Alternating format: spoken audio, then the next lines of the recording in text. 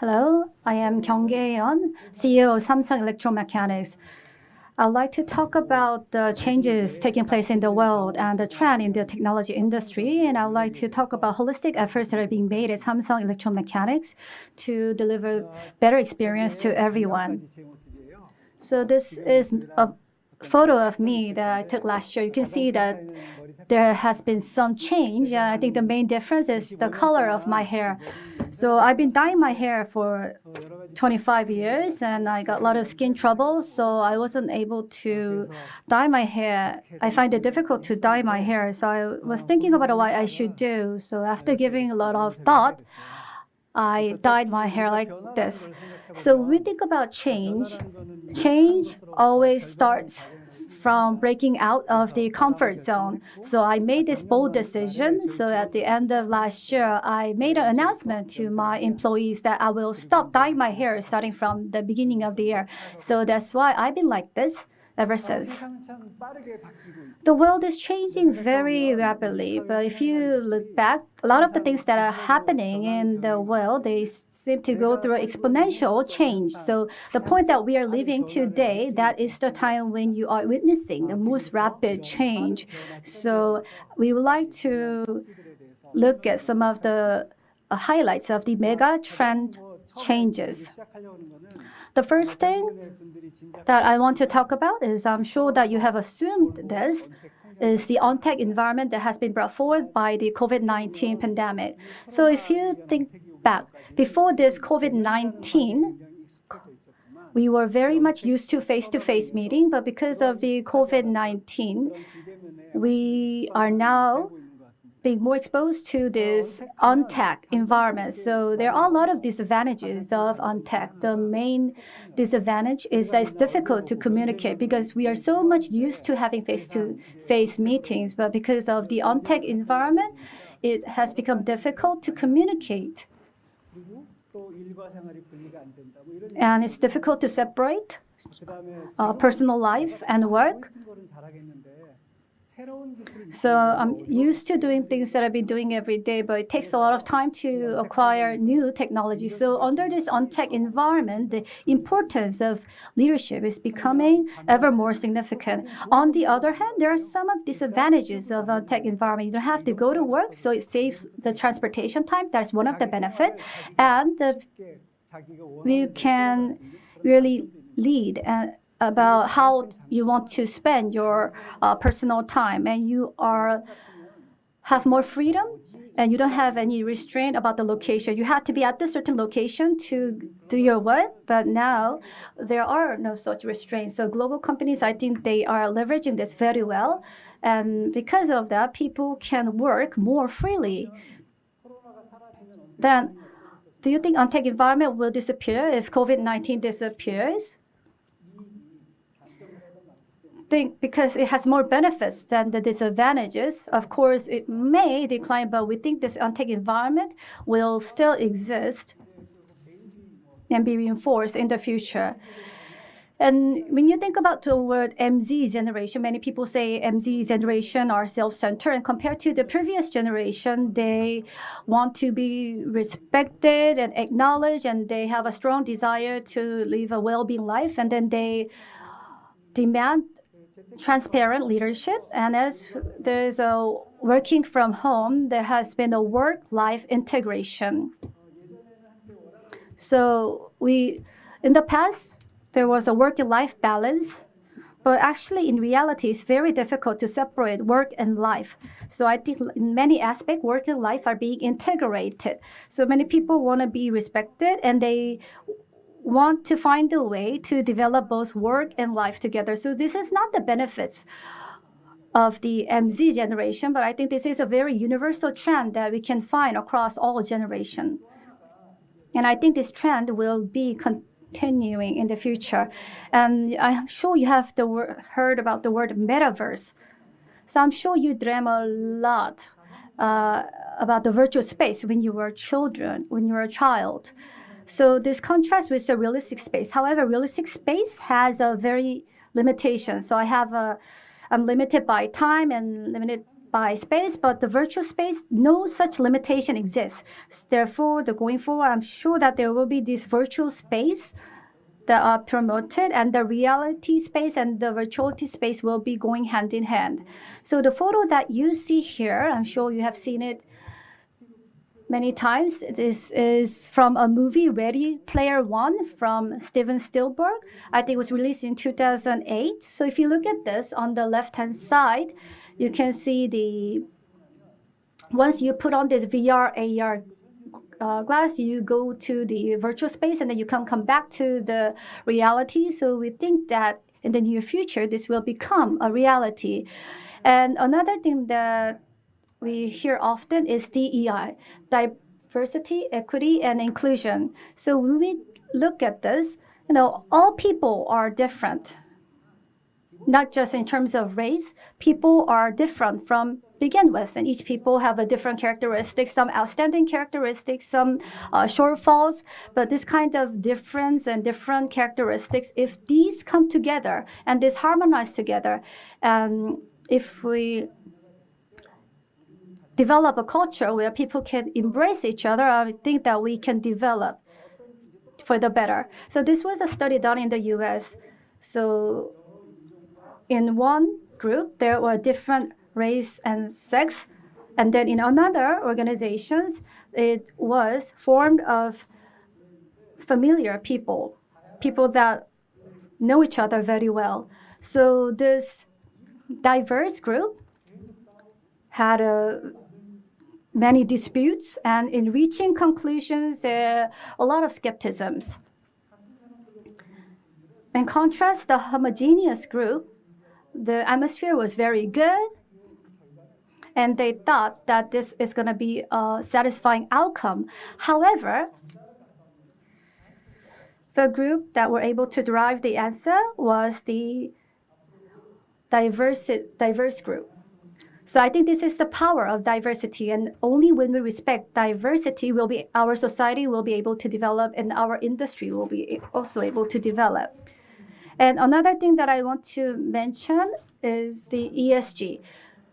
When we think that the company's goal is sustainability, I think ESG is one of the important topics that companies need to think of, because company first has to be safe in order for it to do its business, and the people working in the company, how well can they live? So that is the social part. In order for a company to survive, they have to be transparent and ethical. So that is related to the governance. So these three ESG topics are essential issues that companies must address. And the most pressing topic that must be addressed, of course, is renewable energy and carbon neutrality. In the Paris Agreement, after the industrialization, so we thought if we hold the increase in the global average temperature to below 2,000 degrees Celsius above pre-industrial level, it'd be enough. But now the projection has changed to 1.5 degrees Celsius. So this carbon neutrality issue is not a matter of choice for the companies, but it is an essential issue that all the companies must address. So it is very important for us to proactively deal with this climate change issue. Next, let me explain to you about the change in technology. So I'm sure some of you have seen this graph before. So after the industrialization, there has been a technology tide over the 250 years of history, and we are now in the sixth waves, like AI, IoT, robot, and drone, and fintech. So it sounds very doable, but when you think back at your childhood, when you look at the movie, there were always like a voice on the back, and that's the AI. And regardless of where we are able to receive the information, right? That is the IoT. And remember riding a flying taxi, that is a drone. And at home, there were robots helping you. Or, of course, environment has to be very safe. So the world that we always dreamed about in the sixth wave will be reaching us in the near future. So let's look at AI. It will be very difficult to live a day without encountering AI. So if you go to like a portal, it's already personalized. Even the way the screen is comprised is personalized, and whatever we do, whatever we purchase on certain website, there's an AI service attached to it. So whether you feel it or not, AI is right next to us. And the Forbes, they show the 10 wonderful examples of using AI.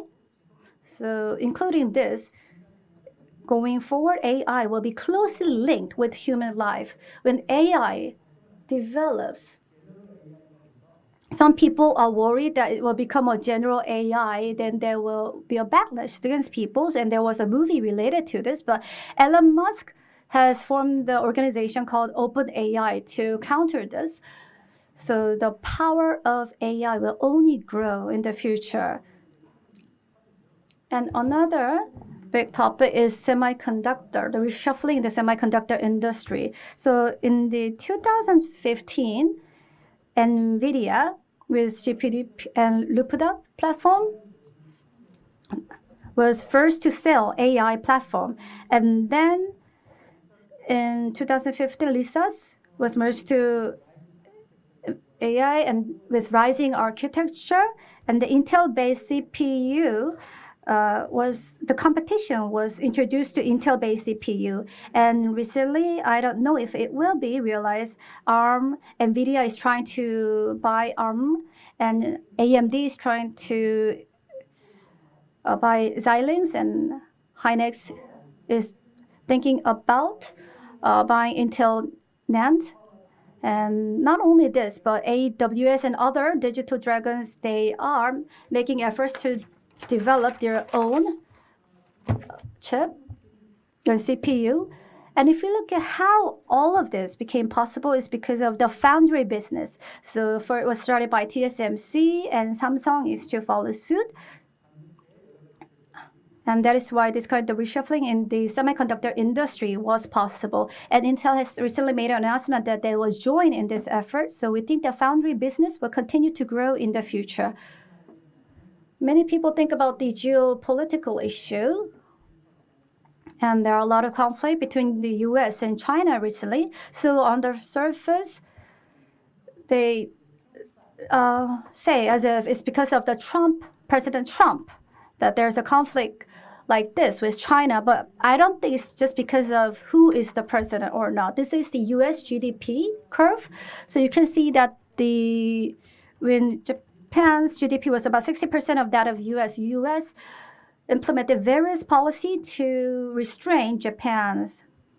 Their Plaza Agreement, they have strengthened their foreign exchange currency. And at the time, the Japan succumbed relatively easily to the US. And that is why Japan had to go through the last 20 years. And if you look at it recently, China's GDP has accounted for 60% of the US GDP. So this is not just a dispute between the president. This is a game that US must suppress, and China is trying to break this kind of situation. And China has done a lot of study about Japan. So I don't think China will easily give up. I think this struggle or this battle will continue for the time being. And I don't know who the winner will be. But if this battle prolongs, then I am concerned about the possible economic slowdown that can be resulted as this battle. So this is not an issue that will be resolved soon.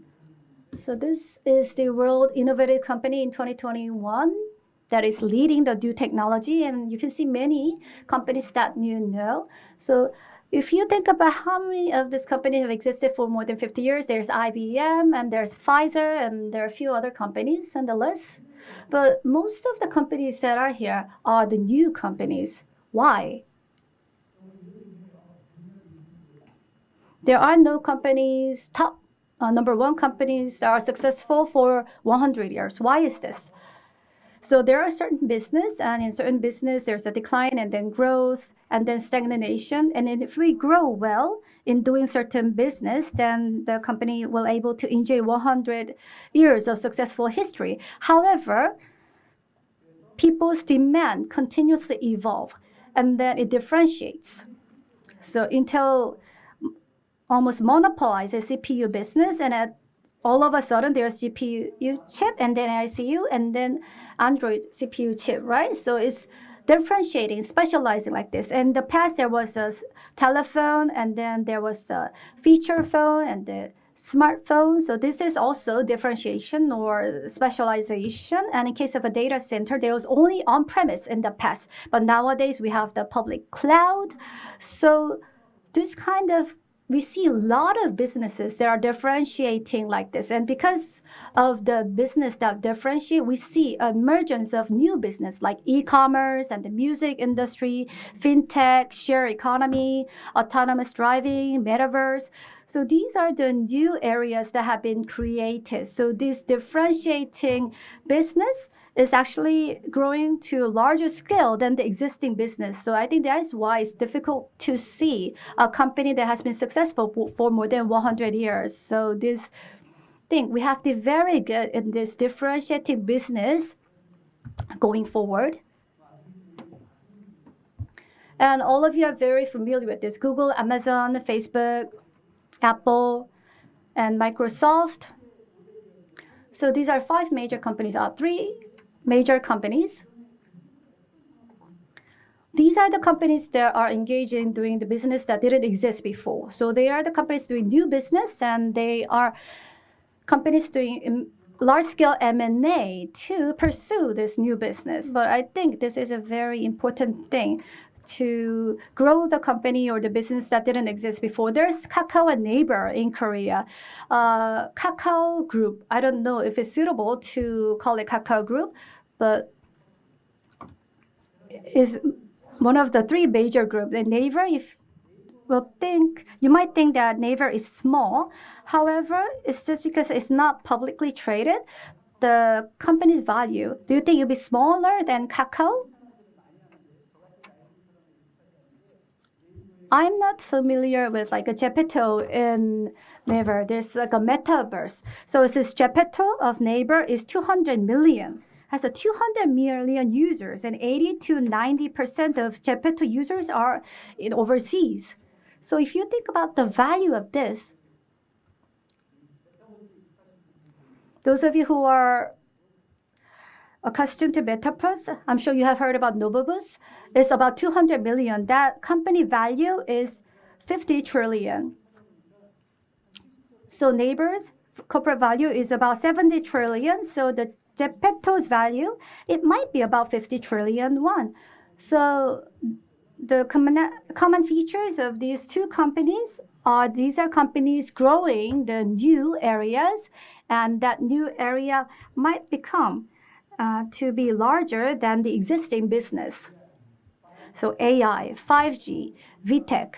So these kind of new infrastructures are emerging, and we are a lot of innovation in the devices, health, automotive, and space industry. So the space industry is weak, but this will grow into a big new industry within the next 2 years. And there's metaverse and smart factories.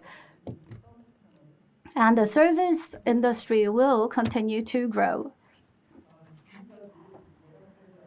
So I talked about the mega trends and the changes in the technology. Now, I will tell you about what Samsung Electro-Mechanics is doing. Mission of Samsung Electro-Mechanics is providing valuable experience for everyone with best components and creative solution. So through this valuable experience, we are dreaming of a world where everyone live a meaningful life. So that is the better normal that is defined at Samsung Electro-Mechanics. And through this better normal, I would like to explain to you from technology, people, and sustainability perspective.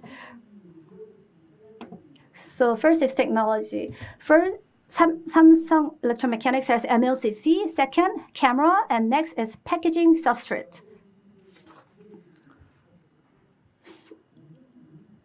Everyone here, I'm sure, has one of these technologies. So because it's embedded in the smartphone.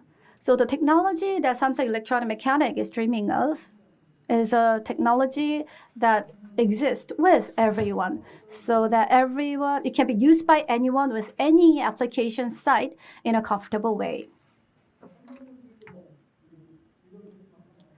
I explained to you about Samsung Electro-Mechanics key products. Let me start with packaging substrate. There is MLCC and camera.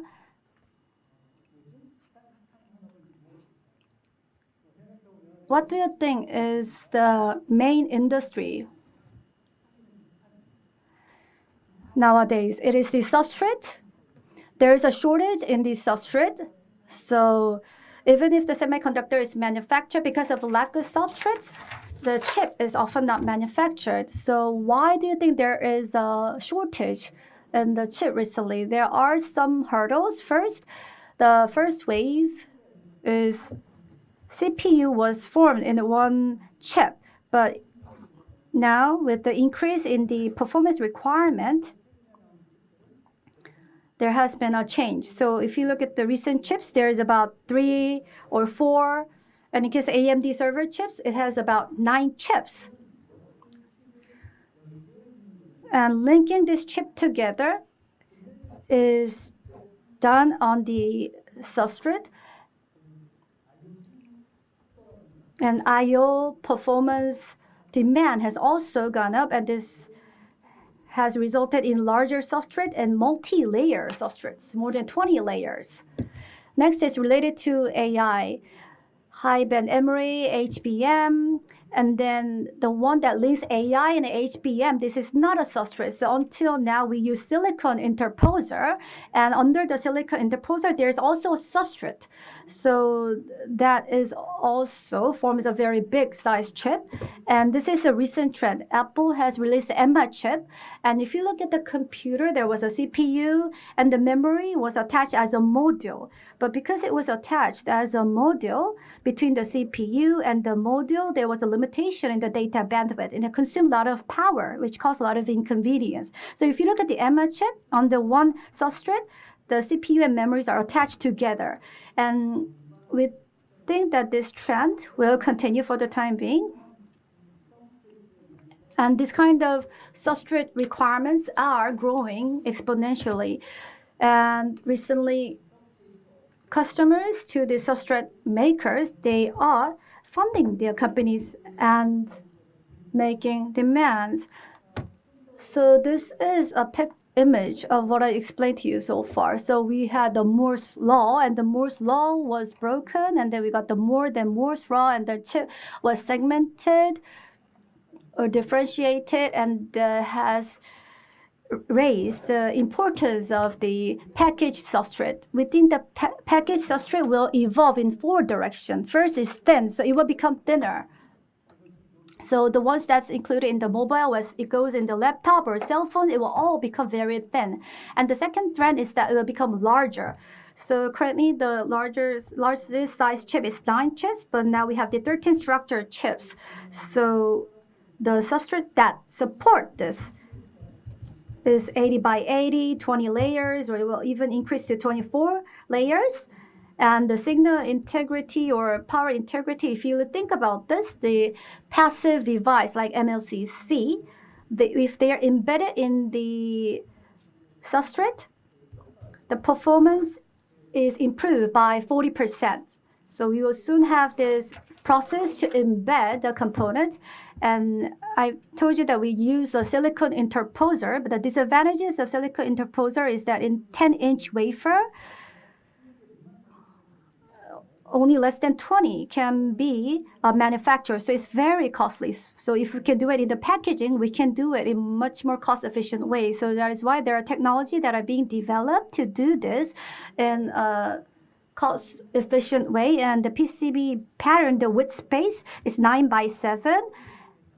And in order to substitute 2.5D, we need to have a 2.1D package. So if we consider the current technology development pace, it will be after 2040, but we think that this kind of 4 trends will take place as a mainstream. And next is camera. Camera is very important. We asked this to customers, and they think that is the third important thing that for them. And we asked them why it is important in the smartphones, and I think it has established itself as an important item. And when we ask them what kind of camera they need, they say that they want a steady video while moving, and they want a very clear photography even though it is taken at night. And they want to be able to shoot out the photo that is in far distance in a very clear way. So the technology element in Samsung Electro-Mechanics is image sensor, the actuator, and lens.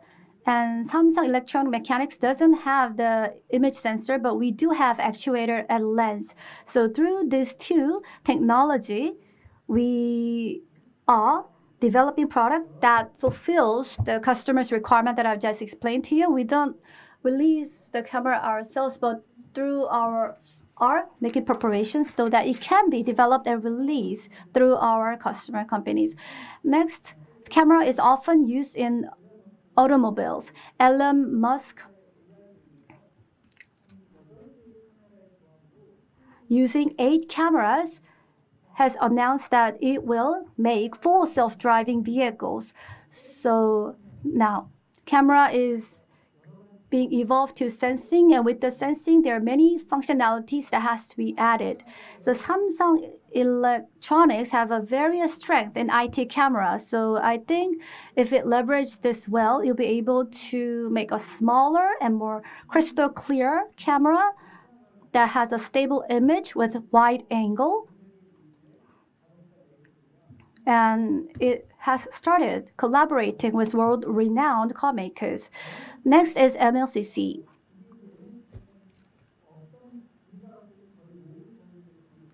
MLCC is included in almost all electronic products that you have, providing stable power and eliminating noise. So it is a key electronic component. In a very small areas, the key is providing maximum capacity. And in order to make this possible, it have to stack many layers of thin materials with high permittivity.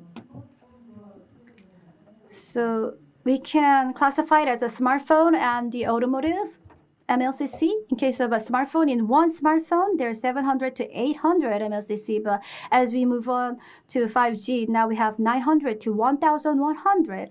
And if we look at the automotive, in the ICB engine, it was 3,000 to 5,000. But in the EV vehicles, there will be more than 10,000 MLCCs embedded. So we are also preparing for this change as well. So Samsung Electro-Mechanics is developing all of this technology one by one. So Samsung Electro-Mechanics was number 1 in the world last year. Market share was about 22%, and we think that we'll be able to grow our market share to 26%. And by 2026, in the automotive area, I don't think we will be number 1, but we will be close to number 1. And then in IT, I think we'll be number 1. So we are making our preparations and making efforts so that we can have a leading position in the market. Now, let me tell you about people. Many people often say, in the end, it's all about people, because it is the people that generates values. People come together and they create organization culture. And when there is a sound organization culture, company can accomplish many greater things. So that is why we are not complacent about today. We have to innovate for a better tomorrow. The first thing I did after becoming the CEO at Samsung Electro-Mechanics was I've asked to our executives and employees about what we are not good at, what we are good at, and what kind of change they want to see in the future. So I sent out the questionnaire and received the answer. And then out of 1,425 questionnaires, I selected 229. And then I spent every Thursday, 1 hour every Thursday, to respond to the questions that I received. So we have like a third talk or town hall, which is like a town hall meeting in Samsung Electro-Mechanics. So we also invite the previous CEOs of Samsung Electro-Mechanics, and then sometimes we invite the renowned speakers. So I am having this kind of event, and I have established this as our organization and culture. So what standard should the people think about when they work or when we do our business? So we describe this as a core value, and then we often think about company's mission and values. And this kind of core values or missions, it was made by the executive and it was cascaded down. But now I have changed the method. And we have selected 60 employees to represent the companies regardless of gender, who could represent the gender and the age group. So we have had a lot of facilitation workshop with these people over 6 months, and we created mission, vision, and core values. Core value is respect all, integrity first, growth mind, harmony with, and technology for great. And we don't just have this kind of core values, but we are also assessing people based on these core values. And this is a study done by Gallup. 87% of the employees working in the US companies, they are not passionate about their work. But if they're not passionate about the work, it's very difficult to concentrate on their work. And if they don't concentrate, it's very difficult to be creative. In the past, there were times where it was okay to just think about few people, but the complexity of the work has increased exponentially. But if we are still living in the culture where we are only thinking about the few people, we will never be able to beat these innovative companies. So everyone has to be able to display their potential and creativity. And the key to that is diversity, equity, and inclusion. So anyone, it's very important for everyone to feel not daunted or isolated so that they can display their full potential. And only when this is established, company will be able to develop. Then how can we make this possible? First of all, they have to have a peace of mind. They have to be able to say no to the things that they don't agree with. And they have to be able to challenge others, and they have to be able to frankly tell others that they are in a difficult situation if they're in. And this will be the key driver to fostering creative environment. We had a executive that came to deliver a speech about the freedom to fail. If, for example, if the ball rolls to the baseball players, and then if they have to throw this to the first base,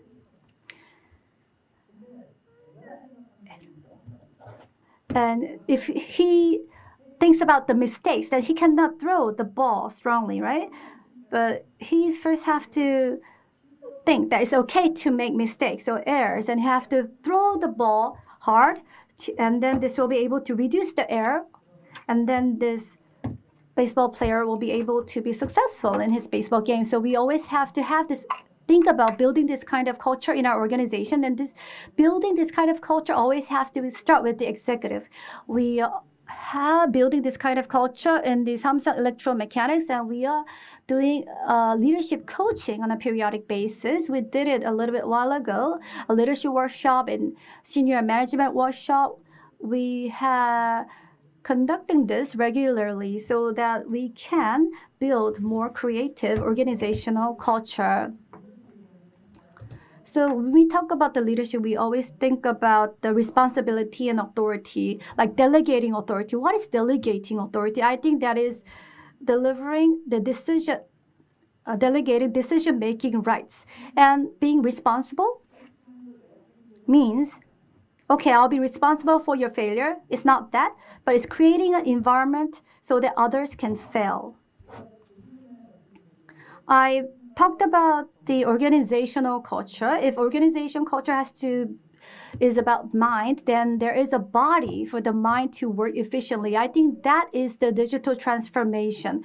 In the past, we had to do unvaluable work in a repetitive manner. And if that went wrong, it has to be repeated over and over again.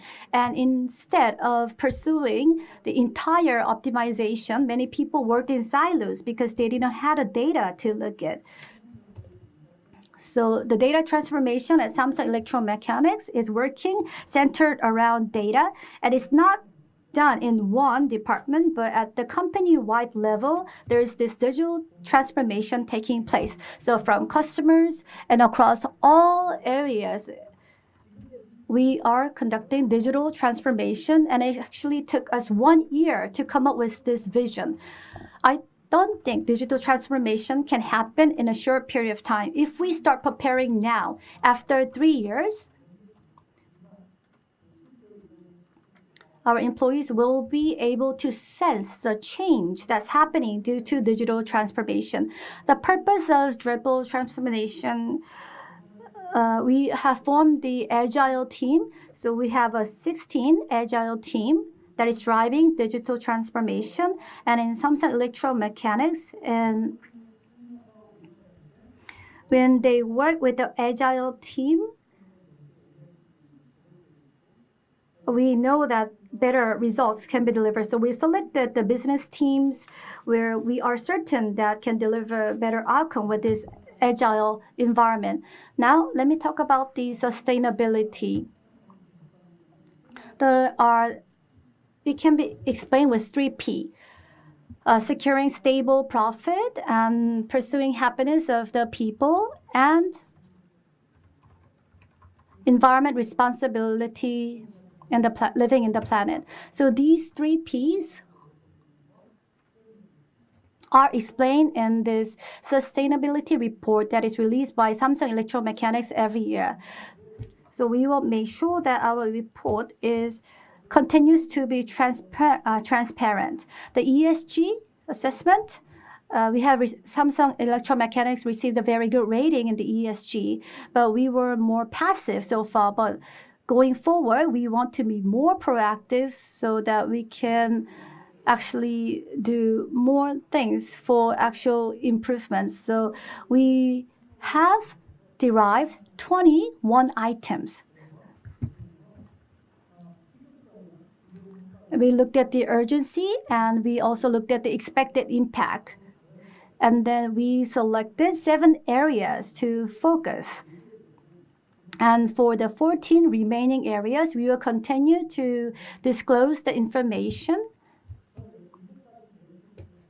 And with these 7 key areas, we have established 1-page ESG strategy. First, environment. First is carbon neutrality.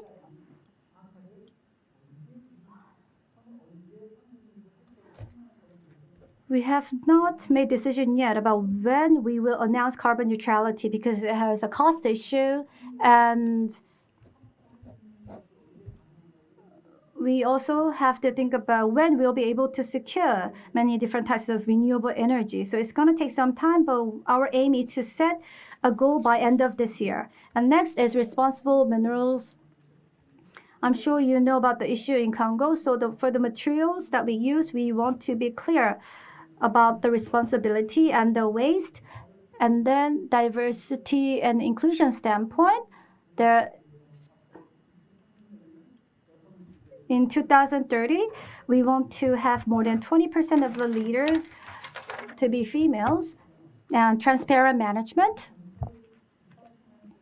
And supporting all this, we will be establishing ESG committee under the board of directors, and we'll get the approval from the board so that it can be launched starting from next year. I've talked about the technology, people, and environment at Samsung Electro-Mechanics. And if we look back, Samsung Electro-Mechanics is very good in doing its business, and I'm sure that it can grow in the future. But for a company to grow, for this newly diversifying business, we are studying where we should be jumping in. So I want Samsung Electro-Mechanics to become a company that everyone wants to work at, where everyone is living a meaningful life and where everyone is coexisting to this end. So Samsung Electronic Mechanics will continue to endeavor in this regard.